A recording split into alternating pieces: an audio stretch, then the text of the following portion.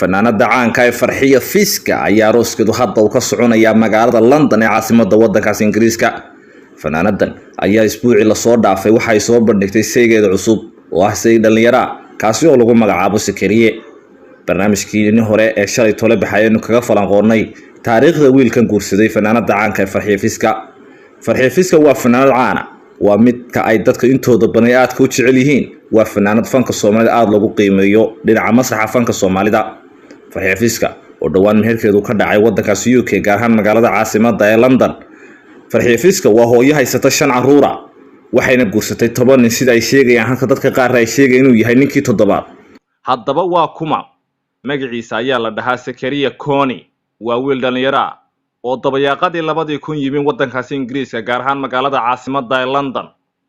waxa uu sanadkii 1994 ku dhashay degmada Diridhaba ee dowlad deegaanka Soomaalida ee waddanka Itoobiya.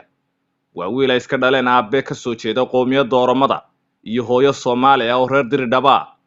horaantii sanadkii la soo dhaafay ayuu ka qalin jabiyay jaamacadda Yoki ee waqooyiga London. waa taageere rugcadda oo taageeri jiray fanka fanaanadan hadda ay nolosha ku midoobeen ee Farxiyo Fiska. Sakariye Koni ayaa ka mid noqonaya niman badan oo hore nolosha ula soo qaybsaday fanaanadan khadka dhexe kaga jirta marka laga hadlayo fanaaninta Soomaalida. Sakariye Koni ayaa wiil aan Soomaaligu ku badnayn luqadda Soomaalidana aan aad u aqoon maadaama uu isagoo yar u tagay waddankaas Ingiriiska una ku barbaaray isla waddankaasi. waana Sakariye Koni oo mar booqday gudaha Soomaaliya gaar ahaan magaalada Muqdisho bishii May ee sanadkii la soo dhaafay 2018. Sakariye Koni ayaa wiil dhalinyaro balse soo jiitay fanaanadani Farxiyo Fiska qalbigeeda. fanaanada Farxiyo Fiska ayaa u fududahay guurka iyadoo rag badan oo fanaaniin nolosha la soo qaybsatay.